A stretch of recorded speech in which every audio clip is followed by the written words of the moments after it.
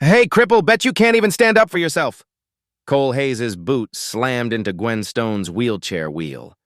The chair flipped.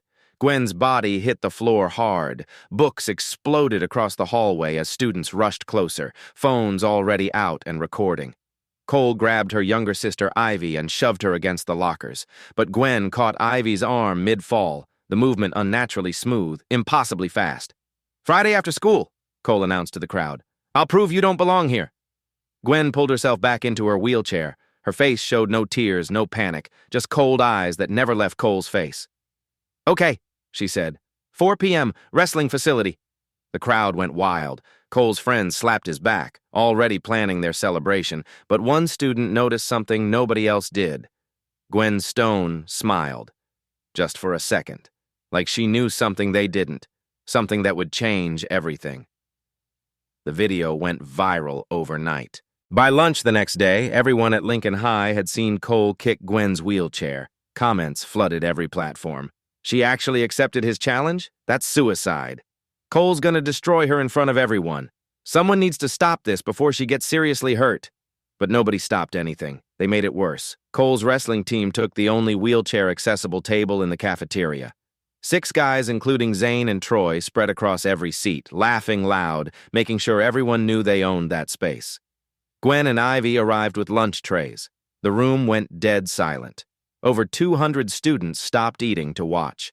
Gwen wheeled toward the accessible table. It was the only one with proper clearance for her wheelchair. Cole saw her coming and stretched his legs across the pathway, blocking her completely. "Sorry, Stone. Table's full. First come, first served." He grinned at his teammates. "That's equality, right? Isn't that what you people always demand?" Zane shifted uncomfortably but stayed silent. "There's room," Gwen said calmly. "We can share." Cole reached for his milk carton. His elbow knocked it over, hard. White liquid splashed across the table and poured onto Gwen's lap, soaking through her jeans completely. "Oops, my bad. So clumsy today." The wrestling team erupted in laughter. Students at nearby tables pulled out phones instantly, recording everything for their feeds. Ivy grabbed napkins, hands shaking with rage. "You're disgusting. And you're in my school," Cole shot back loud enough for everyone to hear. "Better get used to it." More laughter rippled through the crowd. More phones angled for better shots. Gwen's knuckles went white on her tray edge. Her jaw clenched hard, muscle flexing beneath skin. Then her face went blank like someone flipped a switch. She grabbed napkins, cleaned up with mechanical precision, and rolled to a cramped corner table. Ryan Ford watched from 2 tables away. He had cerebral palsy and used forearm crutches. He whispered to his friend, "Why doesn't she fight back? What's she gonna do? She's in a wheelchair." But Ryan kept watching Gwen's face. Her calm wasn't defeat. It was something else. Something waiting. That afternoon, Ivy stormed into Principal Wade Hayes' office without knocking. "Your son is bullying my sister. He kicked her wheelchair yesterday. Today he humiliated her while everyone filmed. Nobody's stopping him." Wade barely looked up from his desk. Behind him, photos of Cole's wrestling victories covered the wall.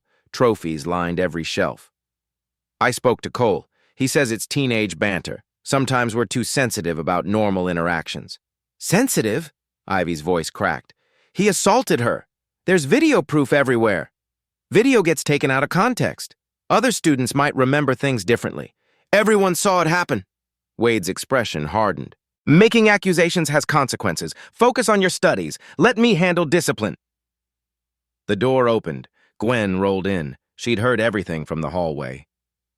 "Principal Hayes," she said quietly, "if someone challenged Ivy to prove she belonged here, would you allow it?" Wade's jaw tightened. "That's completely different. You're right. It is. Ivy walks, so people assume she belongs. I don't, so they assume I don't. This conversation is over. Out, both of you now."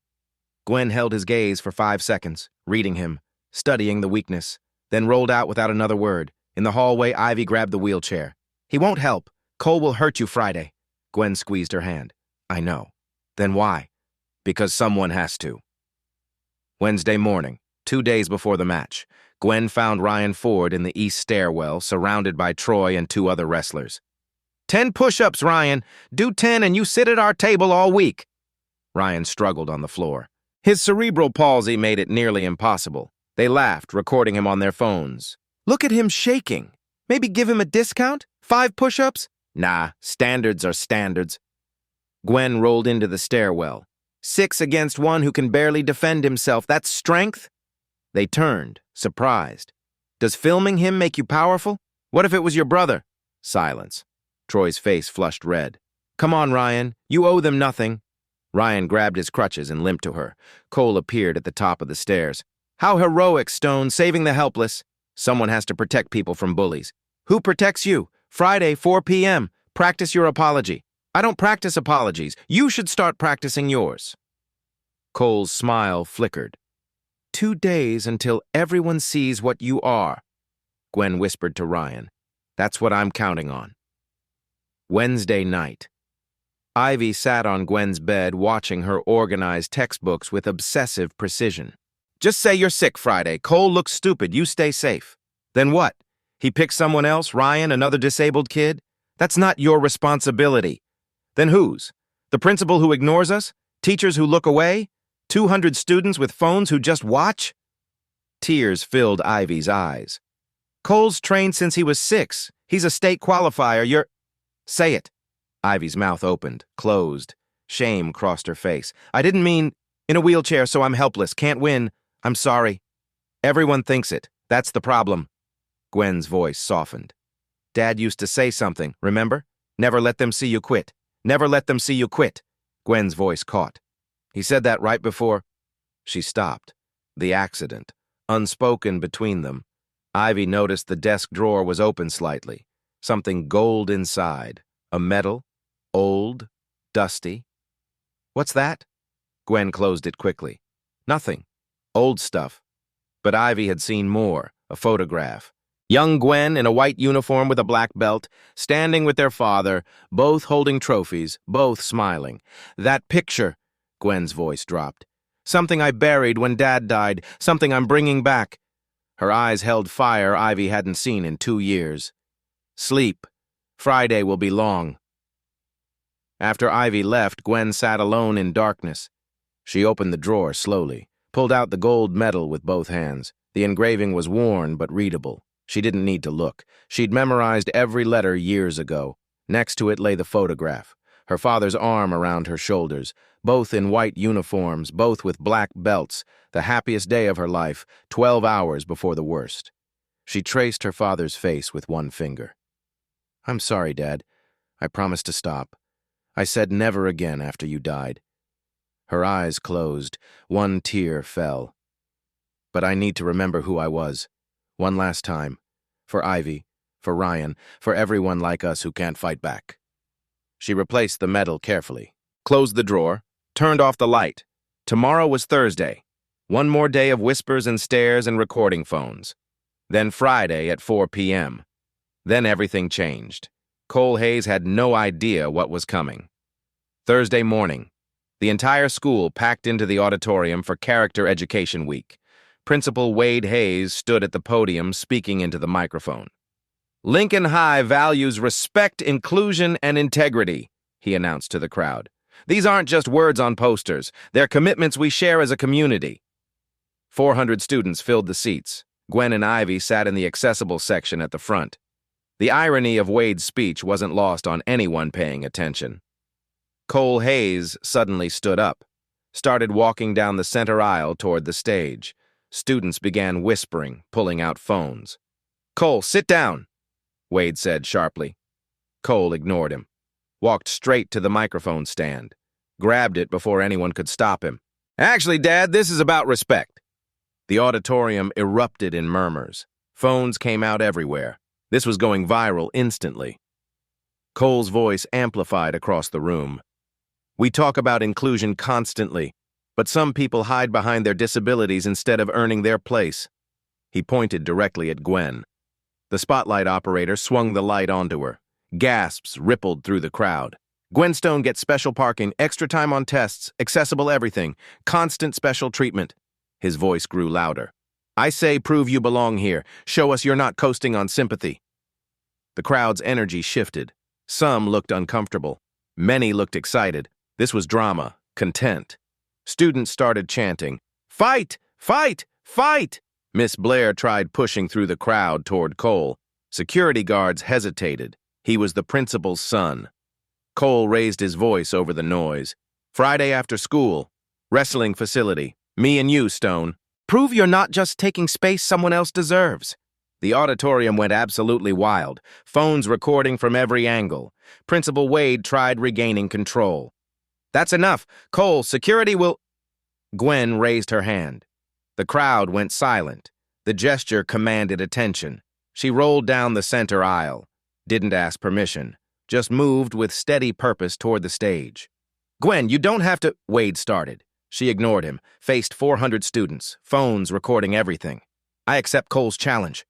The crowd exploded, cheers, gasps, disbelief mixing into chaos. She waited for quiet. When it came, she continued. "But not wrestling. That's your sport. Not fair to me." Cole laughed loudly. "Then what? Wheelchair racing?" His friends laughed with him. "Grappling," Gwen said clearly. "Submission-based. No strikes allowed. First tap out or pin wins. Fair rules." The specificity surprised everyone. She knew exactly what she was doing. Cole shrugged confidently. "Even easier, you're on—" Complete chaos erupted. This wasn't just drama anymore. This was history. Miss Blair grabbed the microphone. "This is inappropriate. We're shutting this down." "No, Miss Blair." Gwen's voice cut through. "We're doing this, but we need official terms. I can't authorize—" "Then we do it off campus, in front of everyone, posted online for millions." Wade saw the trap. Off campus meant zero control. On campus meant supervised, contained. "Fine," Wade said tightly. "Supervised. Medical staff present. Sign waivers." Cole stepped forward. "Terms. You lose, you admit you don't belong. Transfer out of Lincoln High." Ivy gasped loudly. "And if you lose," Gwen said steadily, "you apologize to everyone you've bullied, in front of this school, at assembly, and resign as captain." Cole laughed. "Deal. Not worried." Miss Blair looked between them. "This is insane." "It's necessary," Gwen said quietly. Assembly ended in chaos. Within minutes, #StoneVisHaze was trending locally. Students flooded hallways, posting, sharing, commenting. "She's insane! Cole will destroy her." "Did you see her face? Not scared at all. School should stop this." "Too late. It's official now." Students parted as Gwen rolled through. Some pitied her. Others looked curious. A few showed respect. Zane broke from Cole's group, approaching her. "Gwen, you sure about this?" "Completely. He's trained since 6. State qualifier, fought grown men. I know his record." "Then why accept?" "Because someone has to be first." Zane studied her face. "There's something people aren't seeing." Gwen didn't respond, just rolled past toward class. By lunch, the video had 50,000 views. Everyone had opinions. Ryan Ford approached her table. "You stood up for me, now for everyone. Thank you." "You don't need to thank me." "Yes, I do. Nobody else would do this." He paused. "Why aren't you scared?" "I know exactly what I'm doing. Trust me. I do trust you. That's why I'm scared for you." After Ryan left, Ivy sat down. "It's really happening. No way out. I don't want out. Everyone thinks you'll get destroyed. Comments are brutal, calling you delusional. Let them. What if you lose? Then I tried, showed we don't accept being treated as less." Tears filled Ivy's eyes. "I'm so scared. You don't need to be. How are you so calm?" "Because I've been preparing my whole life, just forgot for 2 years. Thursday afternoon, social media exploded, videos everywhere, local news picked it up. Wade called them to his office. Miss Blair had paperwork ready. Sign these waivers. Medical staff will be present. This is consensual, supervised, clear terms." Cole signed without reading, completely confident. Gwen read every word carefully before signing. "Last chance to back out," Wade said to Gwen. "No shame." "I'm not backing out." Wade looked at Cole. "Don't embarrass this family." The pressure was obvious. Cole's jaw tightened. "I won't." Thursday night, Gwen sat at her desk. Phone buzzed constantly, messages from strangers, most cruel, some supportive. She ignored them all. Ivy entered without knocking. "Everyone's talking. The whole town. They say you're brave, stupid, going to die." "I'm not dying." "How do you know?" "I'm not fighting to hurt him.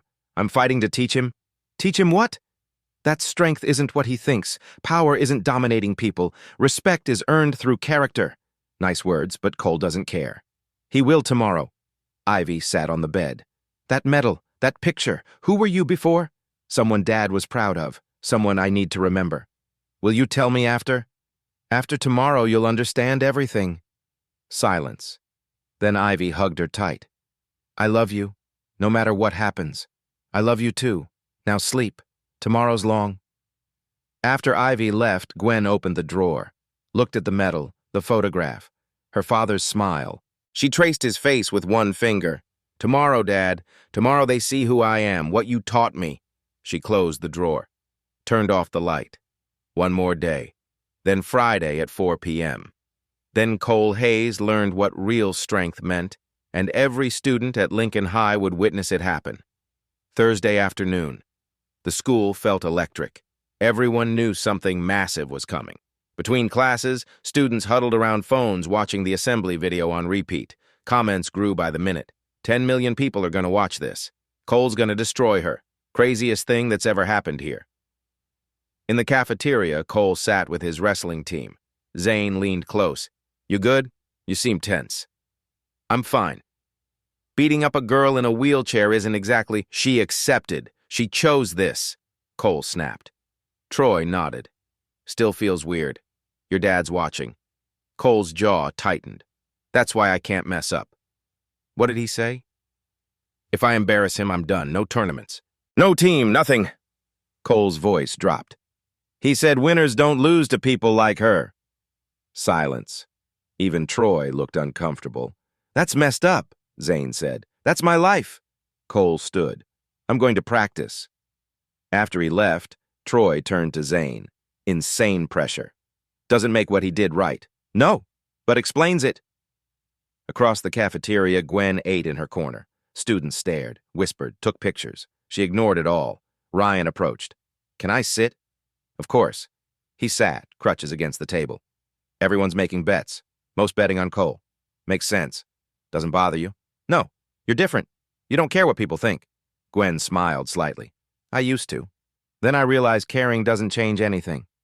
Actions do. What action are you taking tomorrow? Showing people what they see isn't always real. Ryan nodded. I believe you.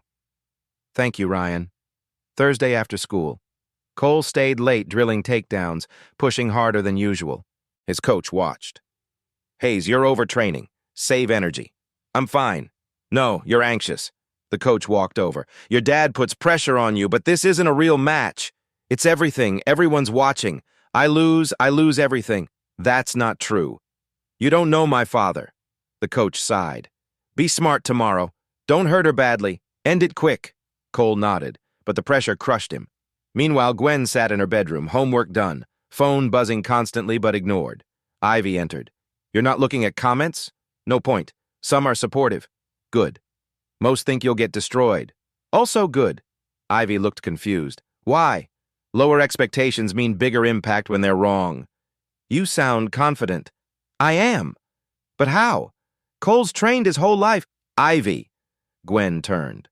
What if I've trained longer than Cole? Ivy's eyes widened. What?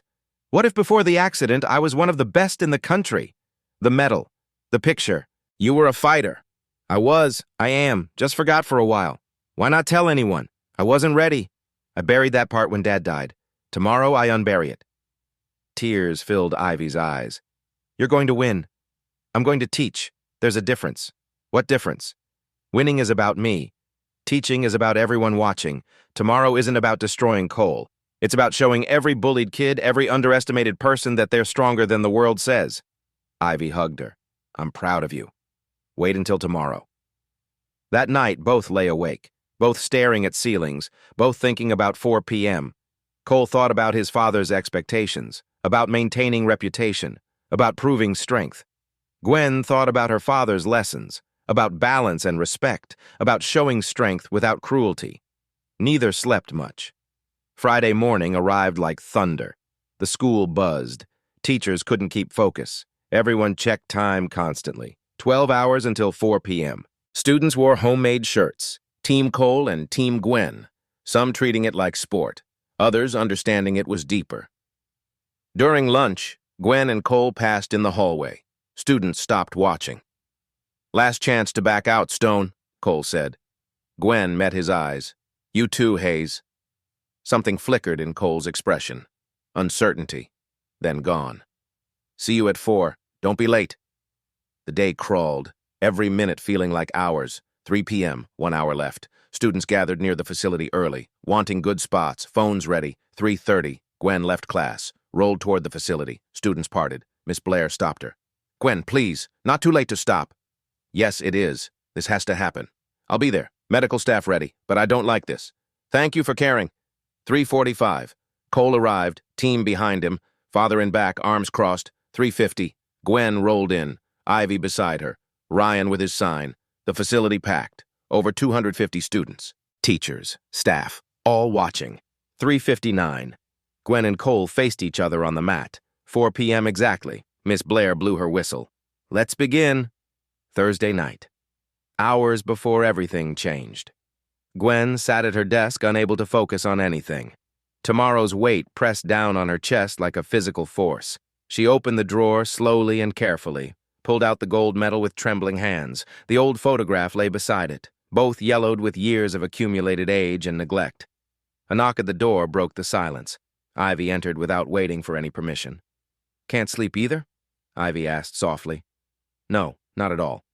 Ivy sat on the bed, pulling her knees up to her chest protectively. "Tell me everything, please. Who were you before all this? I need to understand before tomorrow happens." Gwen held the medal in both hands, turning it over slowly and repeatedly. The medal felt cold, heavy with years of buried memory and pain. "You're absolutely sure you want to know the truth?" "Yes, I need to know." Gwen began speaking quietly, almost reluctantly. "I started judo when I was 7 years old. Dad's idea completely. He thought I needed confidence and self-defense skills." She smiled at the bittersweet memory. "I was so incredibly tiny back then, smallest kid in the entire class by far. Everyone constantly underestimated me from the very beginning." "Sounds like a familiar story," Ivy said with understanding. "By age 10, I was winning local tournaments pretty consistently. By 12, I was taking regional championships across the entire state. At 13, I made the national junior team for judo." Ivy's eyes widened with complete shock. "Wait, national team? You were actually on the national team?" "Junior division, yes. I competed all across the country regularly, sometimes even internationally at major tournaments and competitions." Gwen's voice carried a strange mix of pride and deep pain. "I wasn't the strongest girl competing there. I definitely wasn't the fastest either. But I was absolutely the most technical fighter. My technique was completely perfect every single time I stepped on the mat." She handed the heavy medal to Ivy very carefully. "Read the engraving out loud for me." Ivy held it up to the light and read slowly, her voice shaking slightly with emotion. "National Junior Judo Championship, Under 16 Women's Division, first place winner, Gwen Stone, age 15 years old." "I won that exact same division 3 years straight," Gwen said with quiet pride showing through. "Ages 12, 13, and 14 consecutively without losing once. At 15, I moved up deliberately to higher weight classes, started competing against much bigger, older, way more experienced girls, still took the gold medal every single time." "You were an actual champion," Ivy breathed out in awe. "I was. Dad never missed a single tournament, not even one." Gwen laughed, but tears filled her eyes at the same time. "He would scream so incredibly loud from the stands that referees constantly threatened to physically kick him out of the venues. He was so unbelievably proud of me. Told absolutely everyone he met about his daughter who could throw girls literally twice her size." The laughter died away completely and suddenly. "We were driving home from nationals that night. It was my biggest win yet. Perfect ippon throw in the championship finals. Dad wouldn't stop talking about it for even a second. He kept saying I was definitely going to the Olympics someday very soon." Ivy reached out and grabbed her sister's hand, holding it incredibly tight. "Drunk driver came out of nowhere on the dark highway. Head-on collision on Highway 50 right around midnight. Dad died instantly at the scene from the impact. The doctors told me later he didn't suffer at all, which was the only small mercy." Tears rolled down Gwen's face completely freely now. I woke up 3 days later in the hospital ICU. I couldn't feel my legs at all. The doctors carefully explained spinal nerve damage from the severe impact. They said I would never walk again in my entire life. "But you can walk now," Ivy whispered very carefully. "Barely. Only short distances at a time. It hurts constantly with every single step. The nerves are severely damaged but not completely severed. I can stand up, I can take steps, but not for long, not without serious shooting pain. So the wheelchair is absolutely necessary for any kind of daily life. It makes living actually possible." Gwen wiped her wet eyes roughly. "I'm not fully paralyzed, but I'm definitely not able-bodied either. I exist somewhere trapped between both worlds, and people just don't understand in between at all. They see the chair and they automatically assume I'm completely helpless. But you can still fight. I spent 18 brutal months relearning absolutely everything from complete scratch. My old coach, Quinn, is incredible. She adapted every single technique specifically for wheelchair use. It turns out that having a much lower center of gravity is actually a significant advantage in grappling. Most people have absolutely zero idea how to fight someone who's seated properly." Gwen's voice grew noticeably stronger. "Wheelchair judo is completely real. It's Paralympic-level competition. I got really good at it. Maybe even better than before because I had to think strategically, rely on pure technique instead of strength." "Then why did you stop?" Heavy, painful silence filled the room. "Because every single time I stepped on a mat, every time I tied my belt, every time I bowed, I saw Dad. I saw the empty space where he should have been. I heard his voice that wasn't there." Her voice cracked completely. "It hurt too much, so I quit, packed everything away, tried to disappear. For 2 years. Until Cole kicked my wheelchair, shoved you, until I realized hiding was killing me." Ivy sat on the floor beside the wheelchair. "Show me what you can do." Gwen stood slowly, carefully. Walked to the room's center. Movements controlled despite pain. Judo is balance, using their force against them. Size doesn't matter. Technique matters. She showed a perfect stance. Weight distributed exactly right. "This is Kozushi, off-balancing, break structure first." She moved through positions, muscle memory evident. "Tai Sabaki, body movement, always moving." Her hands demonstrated grips. "Newaza, ground fighting, my strength." Ivy watched, amazed. "So precise. Thousands of repetitions, training stays." She sat back, breathing hard. "What would Dad say tomorrow?" Gwen looked at his photo. "He said, win or lose doesn't define you, how you carry yourself does." She closed her eyes. "I want to win, Dad. Of course. But respect your opponent. Respect yourself. That's what matters. Judo means gentle way, not hurting, balance." Eyes opened. "Tomorrow isn't hurting Cole, it's teaching. You'll win. I'll teach. That matters most." Silence. Then the key question. "Why now? When Cole shoved you, I saw your face, scared of him, of me. I was scared too, not of bullies, of living. Dad taught standing up. I've been sitting emotionally. Tomorrow I stand, a champion, someone refusing invisibility." Long hug. "Sleep, need rest. You too." After Ivy left, Gwen studied the medal, traced it, remembered everything. "Tomorrow, Dad, I make you proud.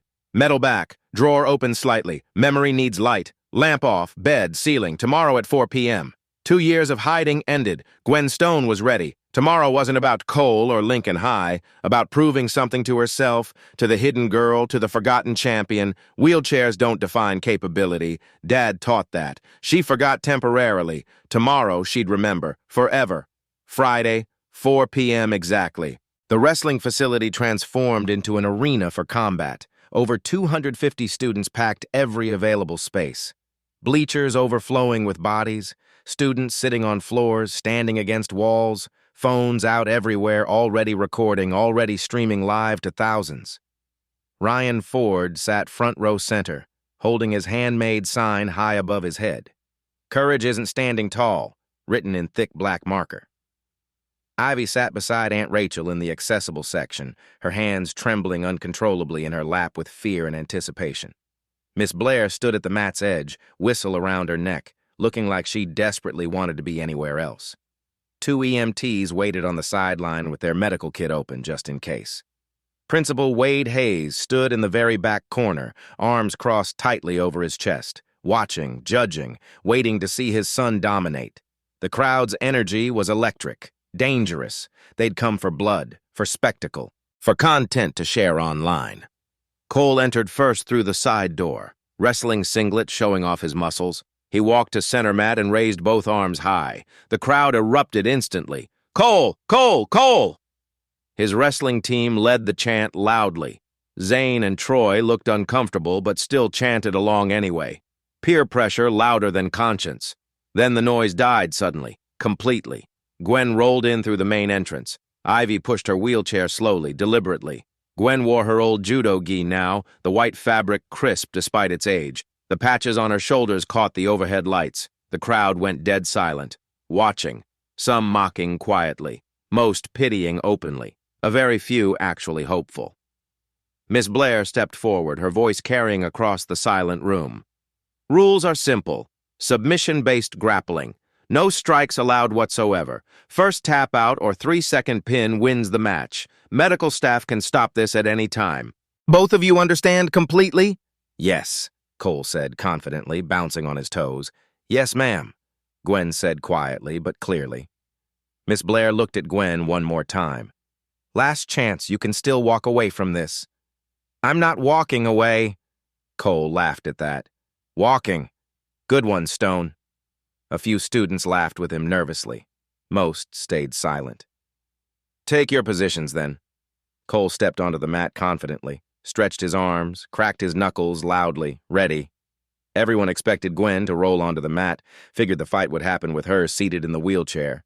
Instead, she placed both hands firmly on the wheelchair armrests and stood up slowly. The gasp that went through the entire crowd was audible, loud, shocked. "Wait, what? She can stand? I thought she was completely paralyzed. Did she lie this whole time?" Gwen stood there on both legs despite the visible pain and met Cole's eyes directly across the mat. "I use a wheelchair because standing hurts constantly," she said clearly, loudly enough for absolutely everyone to hear. "But pain is just information, and today I'm choosing to ignore it completely." She stepped onto the mat with a slight limp, left leg noticeably weaker, but her movement was balanced, controlled, trained. Cole stared, completely thrown off his game plan. "You can actually walk? Did you ever ask?" Gwen replied calmly. "Or did you just assume I couldn't?" The question hung heavy in the air, accusation and truth combined perfectly. Cole's face flushed red, anger quickly replacing confusion. "Doesn't matter at all. I'm still going to prove I don't belong here." Gwen finished his sentence. "Then prove it." She bowed formally, the traditional judo bow, showing respect before combat. Cole didn't bow back, just stood there with fists clenched. Miss Blair raised her whistle high. "Begin!" The sharp blast cut through everything. Cole charged immediately. No strategy whatsoever, pure aggression. He shot for a double-leg takedown, going for both legs at once. Gwen sidestepped smoothly. Perfect body rotation, textbook footwork. Cole's hands grasped nothing but empty air. "Oh!" The crowd erupted at the complete miss. Cole spun fast, tried again, same exact result. Gwen moved like water, always just out of reach, never where he expected. "Stand still!" Cole shouted, already frustrated. Gwen's voice came calm, almost gentle. "That's not how this works." He changed tactics quickly, went for a clinch instead, got a grip on her GI collar, pulled hard. Gwen broke the grip instantly. Clean Kuzushi technique, off-balancing. Cole's grip shattered like it was made of paper. Students in the crowd leaned forward now, watching much more carefully. This wasn't what they expected at all. This was real technique. Zane whispered to Troy urgently, "Dude, she actually knows what she's doing." Troy nodded slowly. "That's years of serious training." Cole tried a bear hug from the side, attempting to lift her completely off her feet. Gwen dropped her hips instantly, lowered her center of gravity perfectly. Cole couldn't lift her even an inch. His strength meant absolutely nothing. She used his forward momentum smoothly, executed a minor reaping throw, swept his supporting leg cleanly. Cole stumbled hard, caught himself on the mat edge, didn't fall completely but came very close. The crowd absolutely exploded. "She almost had him!" Cole's face went bright red, embarrassment mixing with pure rage. He'd almost been thrown by a wheelchair girl in front of everyone. He abandoned all technique now, just charged forward with pure aggression and desperation. Gwen sidestepped again, set up for a hip throw but didn't complete it, showing him the opening, teaching without exploiting yet. Her voice, quiet enough only Cole could hear. "You're better than this. Use your training, not your anger." "Shut up!" Cole screamed loudly. He grabbed her GI collar with both hands, aggressive, desperate, no technique left. "There it is," Gwen said calmly. "The real you. Anger without any discipline." Then she executed the throw. Sweeping hip throw, Harai Goshi. Textbook absolutely perfect. Cole's feet left the ground. For a moment, he was completely airborne. Then he crashed to the mat hard, landing flat on his back. The entire facility went dead silent. Complete silence. Gwen transitioned smoothly to side control, her weight distributed perfectly across his chest. Cole tried to muscle out desperately, pushed with everything he had, couldn't move her even an inch. The crowd's energy shifted dramatically. You could feel it changing. How is she doing this? Ryan held his sign higher, tears streaming down his face. Ivy gripped Rachel's hand. "She's winning. She's actually winning." Wade stood frozen, face pale. Gwen could finish easily right now. Armbar, end it immediately. Instead, she released completely, backed away, offered her hand to help him up. "What are you doing?" Cole asked, stunned. "Giving you a choice. Stop now. No one has to get hurt." Crowd murmured loudly. "She's letting him quit?" Cole slapped her hand away hard. "I'm not done." He charged again, reckless, desperate pride. Gwen's expression turned sad. "Cole, please don't." He shot a sloppy takedown. Arms extended wide. Gwen dropped low, pivoted smoothly, caught his extended arm, armbar, jujigatam, one of judo's most devastating submissions. Cole's arm, hyperextended, vulnerable. One more inch would break it. Gwen applied pressure slowly, deliberately, giving him every chance to tap. Cole's face contorted with pain, pride keeping him from tapping even as pain increased. "Don't let ego hurt you," Gwen said gently. "Just tap. It's okay to lose." Miss Blair moved closer. "Cole, tap if you need to." Finally, desperately, Cole's hand slapped the mat frantically. Once, twice, 3 times. "Stop! Match over!" The whistle shrieked loudly. Gwen released instantly. Perfect sportsmanship. Helped Cole sit up. He was uninjured, just defeated. 5 seconds of silence. Then eruption. Half cheered wildly, others stunned. "The wheelchair girl just destroyed the wrestling captain. Gwen! Gwen! Gwen!" Ivy ran onto Matt, hugged her sister tight. Gwen sat back in wheelchair, exhausted. 250 witnesses would never forget what they'd just seen. The crowd wouldn't stop. Phones everywhere, questions flooding. "How did you do that? Who are you really?" Miss Blair tried creating space. "Everyone back!" But questions kept coming, louder, more insistent. Cole still sat on Matt, breathing hard, staring at nothing. Gwen turned her wheelchair to face the crowd. 250 faces waiting. She decided. Truth time. "My name is Gwen Stone. 4 years ago, I was National Junior Judo Champion, 3 years straight." Gasps, whispers, disbelief. A student searched frantically. "Oh my God, she's in the records!" He held up his screen. Others crowded. "Gwen Stone, 2019 to 2021, National Champion, under 16 women." Another found videos. "There's footage. She was incredible." Crowd erupted. Shock, awe. Gwen continued. 2 years ago, my dad and I were in a car accident. Drunk driver. Dad died. I got spinal nerve damage." Silence fell heavy. "I gave up judo because every time I stepped on a mat, I saw the space where he should have been. I thought hiding was easier. I was wrong." She looked at Cole. "Watching you hurt people like Ryan, like my sister. I realized staying silent is another kind of bullying, so I stopped hiding." Cole's voice cracked. "You knew you'd win." "No. I hoped I wouldn't have to fight." "Then why?" "You needed to learn. I needed to remember." Cole's facade shattered, tears streaming. "My dad says winners don't make excuses. Be the strongest. Never show weakness. I thought strength meant making people smaller." First real humanity from Cole Hayes. Gwen rolled closer. Sat at his level. Equal. "Strength isn't hurting people weaker than you. It's protecting them. Not because you can, but because you choose not to." Silence. "You're not bad. You're hurt. That can change." The crowd watched, many uncomfortable, recognizing their own silence. We all just watched. We're just as bad. Cole looked at his father and back. Wade's face showed disappointment. Cole made a choice. He stood, faced everyone. I'm sorry to everyone. Gwen, Ivy, Ryan, everyone I've hurt. I was wrong. To Miss Blair. I resign as captain. Zane's better. He turned to Gwen. Knelt. Thank you for not hurting me when you could have. Judo's first principle. Mutual welfare and benefit. We both grow, or nobody does. Ivy stepped forward. I forgive you, Cole, if you mean it. Ryan limped forward. Same. I'll prove it, I promise. The crowd transformed, no longer bloodthirsty, understanding. Miss Blair spoke. Everyone out. This is over. Students filed out slowly, quietly, many crying. All changed. Cole approached Wade, his father's face hard. Dad, We'll talk at home. Wade's voice cold. He left. Cole stood alone. Zane approached, hand on shoulder. You did right. Doesn't feel like it. It will. Ryan approached Gwen. What you did today changes everything, for all of us. I hope so.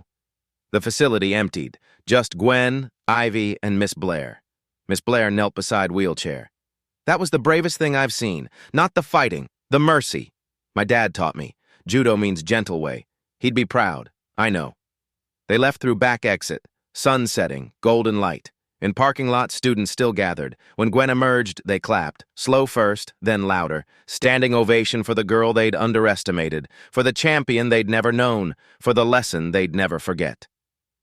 Gwen didn't smile, didn't wave. Just nodded once. Acknowledgement, not celebration. This wasn't about winning, about teaching. And the lesson was just beginning. Monday morning assembly, 3 days after the match. The entire school packed into the auditorium again, but the energy was completely different now. Principal Wade Hayes stood at the podium. He looked older somehow. Tired. I owe this school an apology. His voice carried across the silent room. I allowed my son's behavior because he's my son. That was wrong. That was a failure of leadership. Students watched, some satisfied, some shocked. Wade never apologized for anything. Effective immediately, new anti-bullying policy. Student oversight committee with real power, real accountability. He paused. Cole is suspended 2 weeks. Not as punishment alone, but as space to reflect and change. He looked directly at Gwen in the accessible section. Gwen Stone has been invited to join student council as disability advocate. I hope she accepts. The auditorium erupted in standing ovation. Gwen looked uncomfortable but nodded acceptance. Miss Blair stepped forward. Ryan Ford nominates Gwen for student council president. More cheers. Gwen raised her hand. I'm honored, but no, Ryan, you should run. I'll support you. The response surprised everyone. Humility after victory. Ryan stood on his crutches. Then I accept the nomination, for everyone like us. Thunderous applause. That weekend, the video went viral. Actually viral. 5 million views in 48 hours. 10 million by Monday. Comments flooded in from around the world. This is what real strength looks like. Wheelchair user destroying ableist bully? Perfect. The way she helped him up after, that's class. She could have hurt him, she chose not to, that's power. National news picked it up. Teen champion returns to mat to teach bully about respect. Disability advocacy groups shared it everywhere. Gwen Stone is what representation looks like. Local interviews requested, national shows called. Gwen declined all of them. I'm not doing this for attention, she told Ivy. I did it because it needed doing, Coach Quinn called. Saw the video, you still got it, kid, better than ever. Want to come back? Gwen's answer came without hesitation. Yes, I really do. Good, because I'm registering you for regional championships, adaptive division, 3 months. I'll be ready. 2 weeks later. Cole returned from suspension. The cafeteria watched nervously as he approached Gwen's table carrying 2 lunch trays. Can I sit? Free country, Gwen said. He sat. Awkward silence. Students filmed, waiting for drama. Cole spoke first. I'm in therapy, twice a week. Dad's not happy about it, but I don't care anymore. Gwen's expression softened. Proud of you. I want to learn judo, if you'd teach me. Gwen considered carefully. You understand it's about respect? Always? I'm starting to. That's why I'm asking. Coach Quinn's dojo, Saturday mornings, 10 a.m., don't be late. Cole's smile looked genuine. Real. Thank you. Zane approached with his tray. Mind if I join? Not at all. Troy followed. then Ryan, then others. The table that used to be empty now filled with students. Different students. Better ones. 4 weeks after the match. Gwen's bedroom. Ivy watched her sister polish the gold medal, now displayed proudly on the shelf. "I'm sorry I thought you couldn't handle Cole. You were protecting me. That's what sisters do. But I didn't believe in you. I saw the wheelchair before I saw you." "So did I for 2 years. We both learned." Ivy's voice dropped. "Are you going to compete again? Regionals?" Gwen smiled. "Yes, but not to prove anything, because I love it, and because Dad would want me doing what I love. I'm so proud of you. Don't be proud of me. Be proud of us. You stood up too, when it mattered." They hugged, both crying happy tears. 6 weeks after the match, Lincoln High had changed, really changed. The wheelchair-accessible tables were now chosen by students. It was cool to sit there, cool to be inclusive.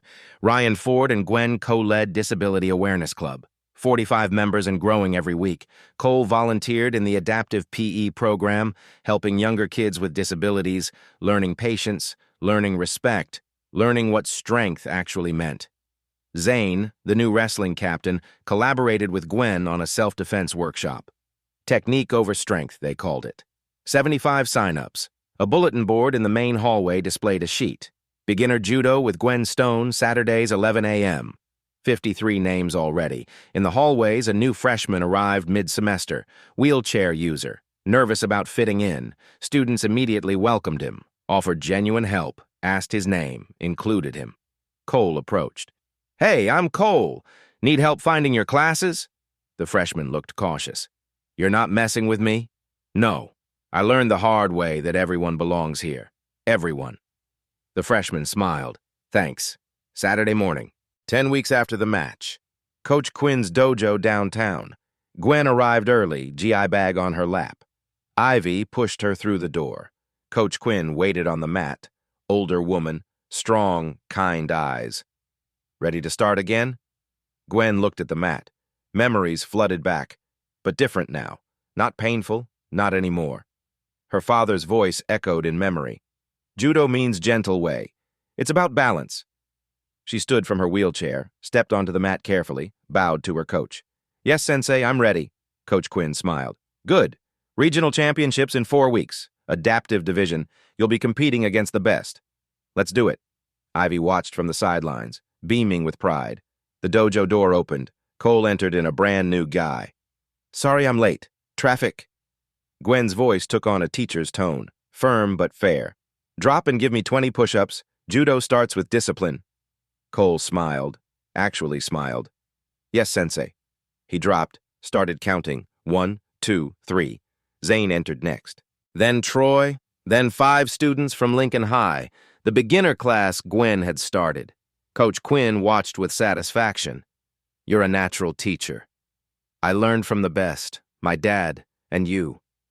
Your father would be so proud right now. I know. I feel him here." She looked around the dojo, at Cole doing push-ups, at her classmates stretching, at Ivy watching. This was healing. This was growth. This was home. Final reflection. Gwen Stone learned that strength isn't defined by what you've lost. It's defined by what you choose to do with what remains. She didn't fight Cole Hayes to humiliate him. She fought to remind herself who she'd always been, a champion, not because of medals, because of character. In teaching Cole about balance, she found her own again.